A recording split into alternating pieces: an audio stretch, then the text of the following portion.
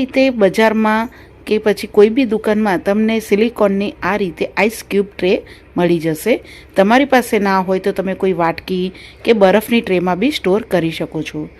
હવે આની અંદર જેટલા બી હોલ્સ છે એની અંદર એક એક કરીને આ રીતે થોડું થોડું ભરીને તમારે આને એકદમ જ ભરી દેવાનું છે। ધ્યાન રહે કે એકબીજાને ચીપકે નહીં અને ઢોળાય નહીં, એવી રીતે તમારે ભરવાનું છે।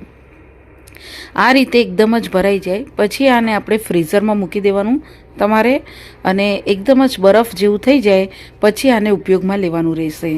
એટલે 2 થી 3 કલાકમાં સરસ રીતે આ ફ્રીઝરમાં આ રીતે બરફ જેવું બની જશે, તમે જોઈ શકો છો। પછી આ રીતે એક એક ક્યુબ્સ તમારે કાઢીને લઈ લેવાની રહેશે। પછી કોઈ બી એરટાઇટ ડબ્બામાં આને મૂકીને તમારે આને ફ્રીઝરમાં તમે સ્ટોર કરી શકો છો। જો ડબ્બામાં ના મૂકવું હોય તો આ રીતે આઈસ ક્યુબ ટ્રેમાં બી તમે સ્ટોર કરી શકો છો, પણ ફ્રીઝરમાં જ રાખ